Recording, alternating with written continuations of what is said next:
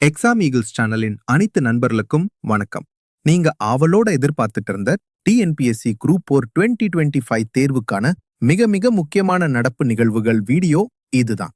வரப்போற தேர்வுல நடப்பு நிகழ்வுகள் பகுதியில 1 மார்க் கூட குடையக்கூடாதுங்கிற ஒரே நோக்கத்தோட ஒவ்வொரு செய்தியையும் கவனமா தேர்ந்தெடுத்து உங்களுக்காக கொண்டு வந்திருக்கோம்.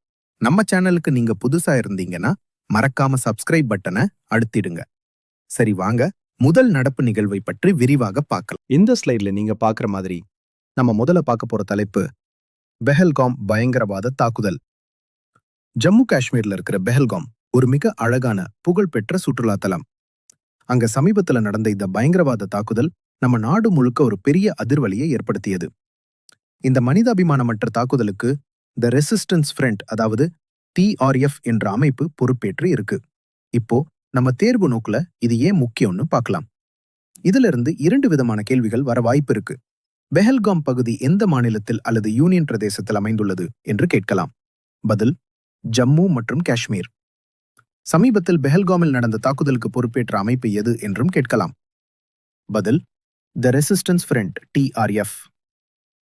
இது நம்ம நாட்டின் உள்நாட்டு பாதுகாப்பு சம்பந்தப்பட்ட ஒரு முக்கியமான நிகழ்வுங்கிறதால இந்த அடிப்படை தகவல்களை கண்டிப்பா நினைவில் வச்சுக்கோங்க.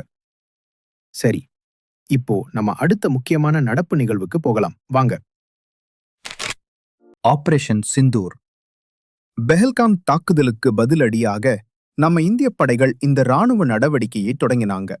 இதோட முக்கிய நோக்கம் பாகிஸ்தான் மற்றும் பாக் ஆக்கிரமிப்பு காஷ்மீர்ல செயல்பட்டு வந்த பயங்கரவாத கட்டமைப்புகளை தகர்ப்பதுதான்.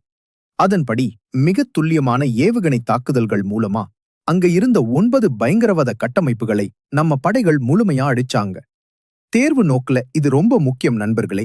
பெஹல்காம் தாக்குதலுக்கு பதிலடியாக இந்தியா நடத்திய ராணுவ நடவடிக்கையின் பெயர் என்னன்னு கேட்டா நீங்க யோசிக்காம ஆபரேஷன் சிந்தூர்னு பதில் சொல்லணும். அதே போல இந்த ஆபரேஷன் மூலம் எத்தனை பயங்கரவாத கட்டமைப்புகள் அழிக்கப்பட்டனன்னு கேட்டா சரியான பதில் 9. இந்த தகவல்களை மறக்காம நோட் பண்ணி வச்சுக்கோங்க. சரி, வாங்க நாம அடுத்த முக்கியமான நடப்பு நிகழ்வுக்கு போகலாம். சரி நண்பர்களே, இதுவரைக்கும் நம்ம பாதுகாப்பு, ராணுவ நடவடிக்கைகள் சம்பந்தப்பட்ட முக்கிய நிகழ்வுகளை பார்த்தோம். இப்போ மக்களின் நலனுக்காக நம்ம அரசாங்கம் கொண்டு வந்திருக்க ஒரு மிக முக்கியமான உயிர்காக்கும் திட்டம் பற்றி பார்க்க போகிறோம். நம்ம எல்லாருக்குமே தெரியும், இந்தியால சாலை விபத்துக்கள் ஒரு பெரிய சவாலா இருக்கு. விபத்து நடந்த உடனே சரியான சிகிச்சை கிடைக்காம போறதுக்கு பணத்தட்டுப்பாடு ஒரு முக்கிய காரணம். இந்த கவலையை தீர்க்கத்தான் இந்த புதிய சாலை விபத்து சிகிச்சை திட்டம் அறிமுகப்படுத்தப்பட்டிருக்கு. இந்த திட்டத்தோட 2 முக்கியமான அம்சங்களை நீங்க கண்டிப்பா தெரிஞ்சுக்கணும். இந்த சிகிச்சை தொகை. இந்த திட்டத்தின் கீழ் விபத்தில் சிக்குபவர்களுக்கு 1.5 லட்சம் வரை இலவச சிகிச்சை வழங்கப்படும். கால அளவு. இந்த இலவச சிகிச்சை மருத்துவமனையில் அனுமதிக்கப்பட்ட முதல் 7 நாட்களுக்கு பொருந்தும். யோசிச்சு பாருங்க, விபத்து நடந்த அந்த முக்கியமான முதல் சில நாட்கள்ல பணத்தை பத்தி கவலைப்படாம சிகிச்சை எடுக்க முடியறதுக்கு எவ்வளவு பெரிய விஷயம். தேர்வு நோக்குல இந்த 2 பாயிண்ட்டும் ரொம்ப முக்கியம். புதிய சாலை விபத்து திட்டத்தின் கீழ் வழங்கப்படும் இலவச சிகிச்சை தொகை எவ்வளவுன்னு கேட்டா பதில் 1.5 லட்சம். எத்தனை நாட்களுக்கு இந்த சிகிச்சை பொருந்தும்னு கேட்டா பதில் 7 நாட்கள். அரசின் நலத்திட்டங்கள் பகுதியில இருந்து இது போல கேள்விகள் வரத்துக்கு நிறைய வாய்ப்பு இருக்கு. அதனால இத மறக்காம குறிப்பெடுத்து வச்சுக்கோங்க. சரி, வாங்க நம்ம அடுத்த முக்கியமான நடப்பு நிகழ்வுக்கு போகலாம். இசை உலகத்தின் ஆஸ்கர்னு சொல்லப்படுற கிராமி விருதுகள் பத்தி தான் பார்க்க போறோம். இந்த ஆண்டு நடந்த 67வது கிராமி விருதுகள் விழாவுல நம்ம இந்திய வம்சாவளியைச் சேர்ந்த ஒரு பெண்மணி இந்த உயரிய விருதை வென்று நமக்கெல்லாம் பெருமை சேர்த்திருக்காங்க. அவர் பெயர் சந்திரிகா கிருஷ்ணமூர்த்தி டாண்டன். இவர் தன்னுடைய திரிவேணி என்ற இசை ஆல்பத்திற்காக இந்த கிராமி விருதை வென்றிருக்கார். இது உலக அரங்குல இந்திய இசைக்கு கிடைச்ச ஒரு பெரிய அங்கீகாரம். தேர்வு நோக்குல இதுல இருந்து 2 முக்கியமான கேள்விகள் வரலாம். 67வது கிராமி விருதை வென்ற இந்திய வம்சாவளி இசையமைப்பாளர் யார்னு கேட்டா சரியான பதில் சந்திரிகா கிருஷ்ணமூர்த்தி டாண்டன். அவர் எந்த ஆல்பத்திற்காக இந்த விருதை வென்றார்னு கேட்டா பதில் திரிவேணி. சர்வதேச விருதுகள் பகுதியில இருந்து இது போல கேள்விகள் அடிக்கடி TNPSC தேர்வுல வரும்.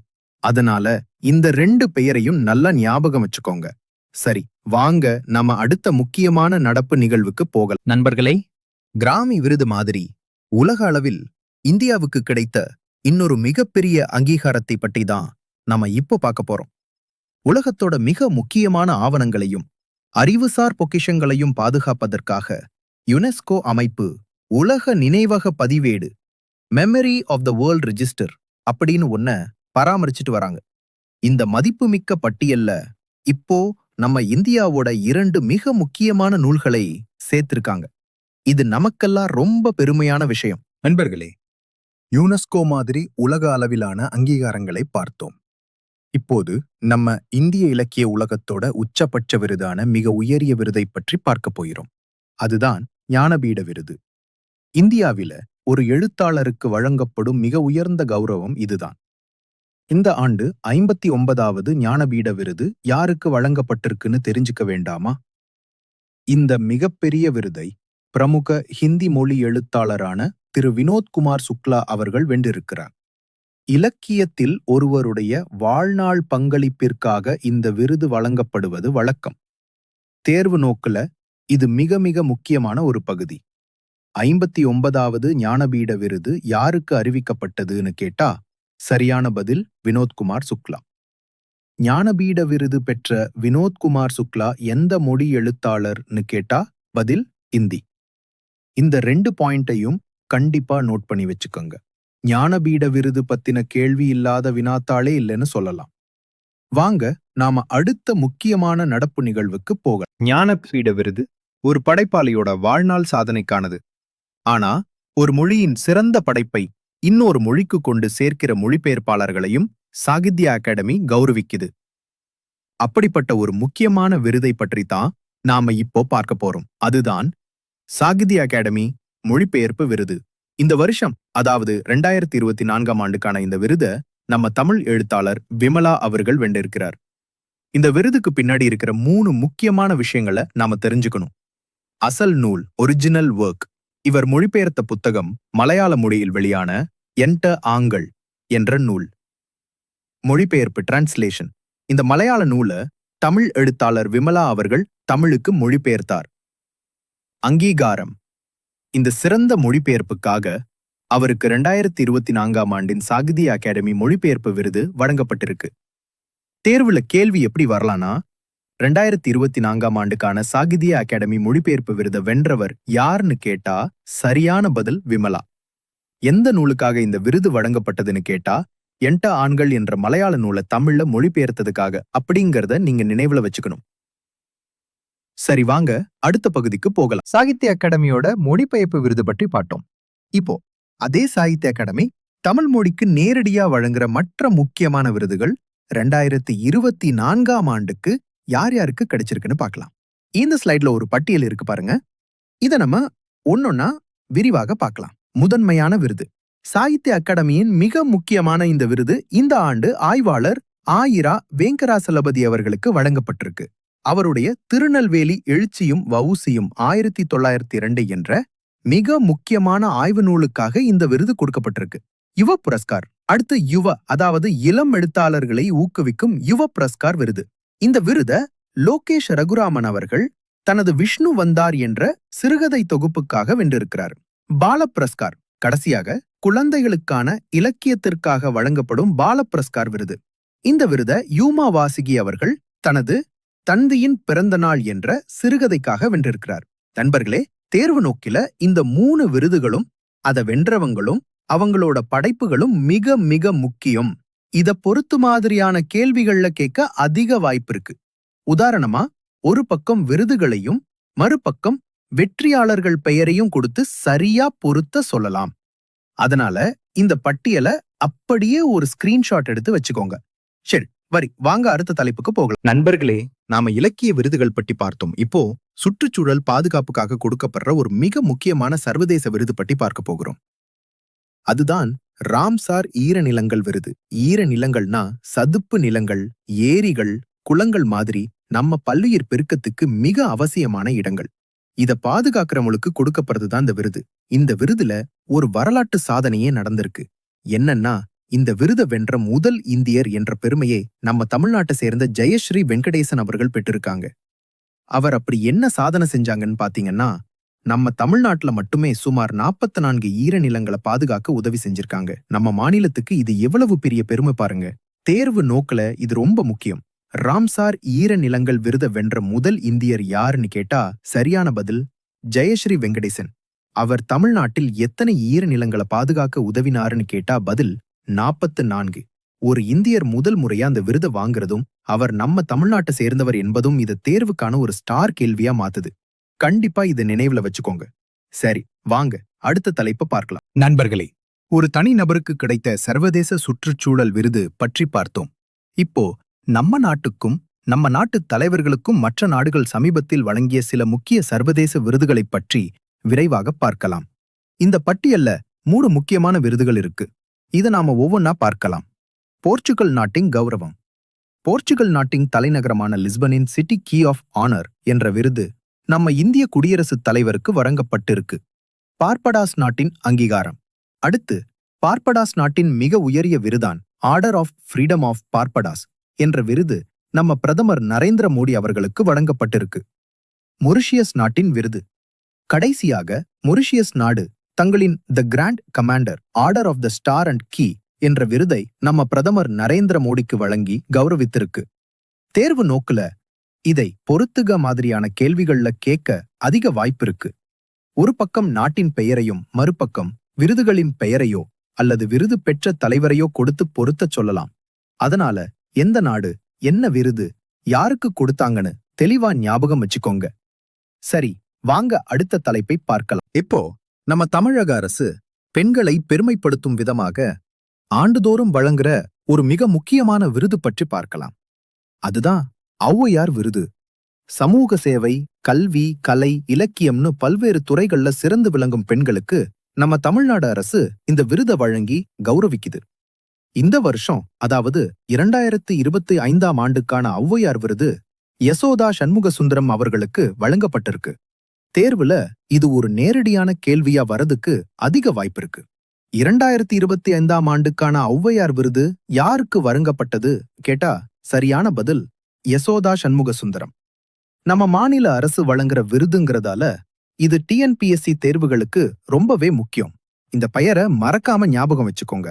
சரி, வாங்க அடுத்த தலைப்பு பார்க்கலாம். நண்பர்களே, ஔவையார் விருது பற்றி பார்த்தோம்.